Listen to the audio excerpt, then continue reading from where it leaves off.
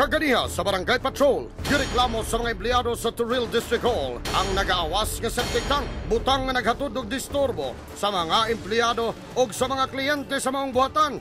Tungod sa kabaho ni ini, amo pong nasayran nga wadi ay naka-assign nga utility worker dinhi. Hinungdan niya daw na pasagdan kining uban nilang pasilidad, ilabi na kining kasilyas sa mga lalaki.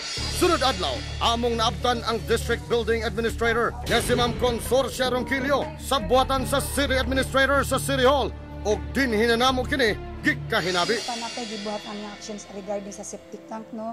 In fact, nag-request ta og vector sa City Engineers Office. So giadtuan na sad na, nag-reply na pud ang City Engineers, but ang vector equipment nato is not intended to drain off the human waste kasi abi namo na bahin sa napuno ng septic tank pero dili dai. So another problem na pud kay nag-overflow na mag septic tank, abi na pud namo nga sa tubig. So gi-off namo ang tanang tubig, atuan na pud uli sa mga engineers nato.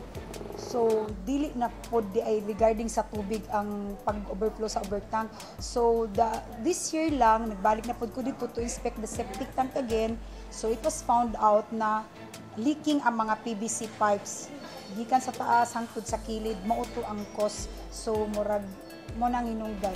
Subay sa tubag sa City Engineer's Office, ang vector daw dili pwede sa mga septic tank. Sanglit, gawas nga para lang kini sa mga drainage o sa mga kanal. Dalisad ko nung makadaot sa makina niini ang hugaw sa tao. Among gikuha ang bahin sa taga City Engineer's Office aron maklaro kining ilang rason nganong dili gyud nini mayudahan ang Turil District Hall sa ilang problema sa septic tank. Kini manggong vector, ma'am, designed na siya to unplug kining mga underground drainage lines. Kani say drainage lines kana nang ang yan tubig dili na siya highly toxic. Na tendencies nga toxic siya pero dili with the same toxicity level anang naa sa septic waste.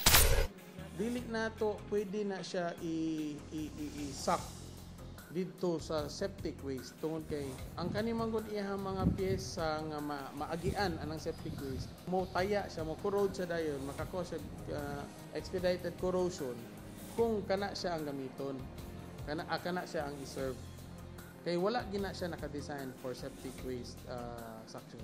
Mao ba? Murag lisod na engineer. Kaysa akong pagkahibalo, wala na tay legal nga septic tank cleaner. Kay wala na nahatagig business permit sa City Business Bureau. Kay wala sila tarong nga disposal.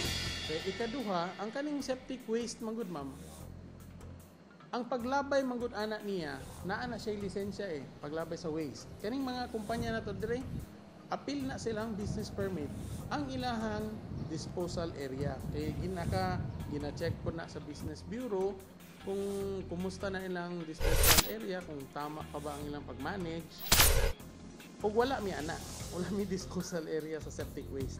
In taon, kinsa na lang man ka ang muluwas sa mga taga Turil District Hall kung ingon ani ang sistema ug unsa kining among nadunggan, madam, nga wala daw mo'y utility worker sa inyong buhatan. Kinsang nag-maintain sa kalimpyo ni ini. Actually, naghimo na kong request regarding utility workers and also security guards ma-assign sa ato ang district halls. So far, pagtapos atong non-renewal of mga security guards and janitors, wala pa'y gihatag yun na intended for district hall alone ng mga utility workers. Unsa? Pati sikyo? Wala? Ang gibuhat sa mga empleyado sa Turil Districts, nagkuha sila volunteers, nagbayad-bayad sila 80 pesos per month. Lain tong bayad sa taas, lain po tong sa ubos. Purbida, bisan sa tiglimpyo, ang mga empleyado pa ang mukuot sa ilang kaugalingong bulsa. Mo ginan ako stop that kining inani nga ugali ba nga mag-amot-amot ta kay naamon kay mga job orders na nga gi-assign. We have to utilize them na lang as as utility workers sa ato ang district hall. So mo to nagkaroon mi og katong scheduling, nay uban dili mo sugot, ang uban mo sugot. So sige, patas tanan magkaroon tag clean up drive. Aha, naman ay budget sa lokal nga panggamhanan para sa mga gikinahanglang mga tao. Labon bitaw ang ubang mga opisina, daghang mga empleyado nga wala nay ginatrabaho. Kinsa man di ay ang dapat nga maghanay niini. bag-ulan ng guard nga na-assign murag last week lang ata. So katong mga previous months and last year wala gyud tay guards na na-assign sa ato ang district court. So naiusay ka ng mga mentally retarded person sulod din ha gipangbuak ato ang gibuak ato ang laboratory. Unsa man ang style ani kanus pa man in town kini matagad sa mga opisyal sa City Hall. Itubag ato ang Assistant City Administrator regarding sa request na ko nga janitorial and security services.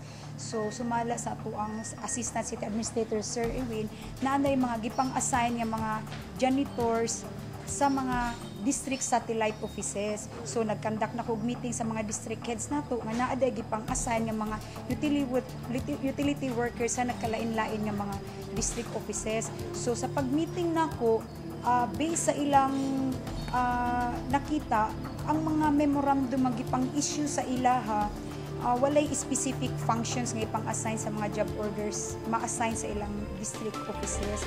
Ang klaro niini mga kapamilya, tinuod nga naanad na ang mga empleyado sa ingon niini nga sistema apan nakompormiso na ang ilang pangatungdanan tungod sa kalangan sa pagsulbad nining simple kayo nilang mga suliran. Kung mismong reklamo sa usa ka buhatan sa gobyerno, di gani ninyo maaksyonan og insakto. Unsa pa kaha kanamong yanong katawhan. Di na mo buot nga mawad-an og pagsalig nga na kaninyo. Ang among gusto nga mahimo kamong panag-ingnan o ehemplo sa tarong nga serbisyo gikan sa gobyerno. Sa gusto mo padangat sa ilang reklamo dinhi sa programang Barangay Patrol, i-text o itawag lang sa mga numerong makita sa inyong TV screen o i-post sa Facebook page Barangay Patrol. Kini ang inyong kapitan, Randy Cañedo.